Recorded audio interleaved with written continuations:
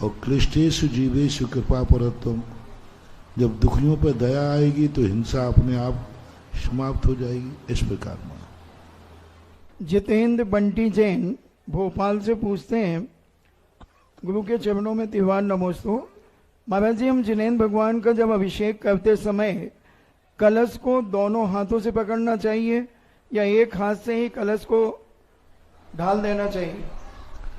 कलश को हमेशा अपने हाथों की मुद्रा को ऐसा अर्ध विकसित कमल बनाना चाहिए या नारियल का आकार बनाना चाहिए और इसके बीच में कलश को फंसाना चाहिए और उंगलियां कलश की गर्दन पे होना चाहिए और फिर कलश ऐसा ढालना चाहिए।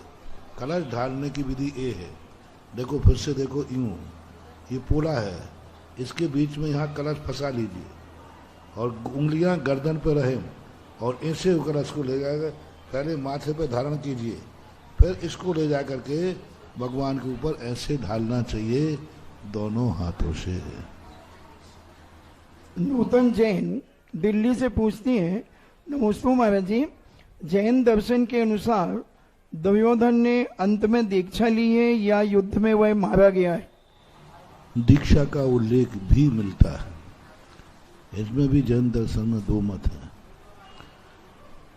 एक तो मत ये है, कौरव रौरव में गए पांडव शिवपुर धाम, ऐसा भी आता है।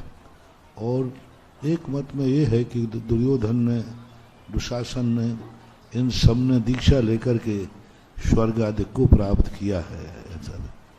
देसना जैन शिकवाहाबाद से पूछती हैं, नमोस्तु महाराज जी, उपकारी को विपत्ति में पीठ दिखाने वाले की क्या दुर्गति होती है?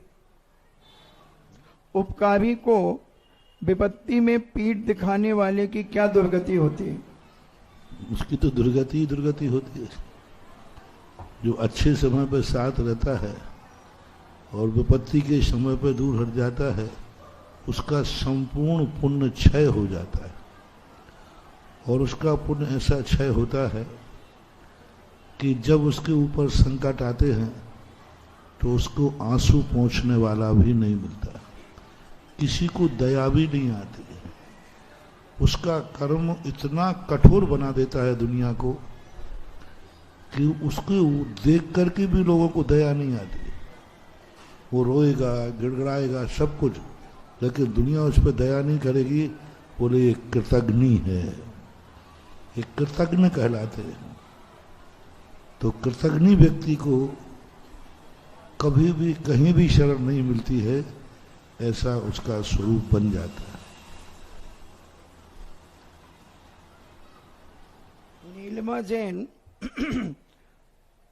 नीलमा जैन सागर से पूछती हैं, नमोस्तु महाराज जी, आचार्य श्री का एक हाइकू है, व्यापक कौन, गुरु या गुरु वाणी, किससे पूछें?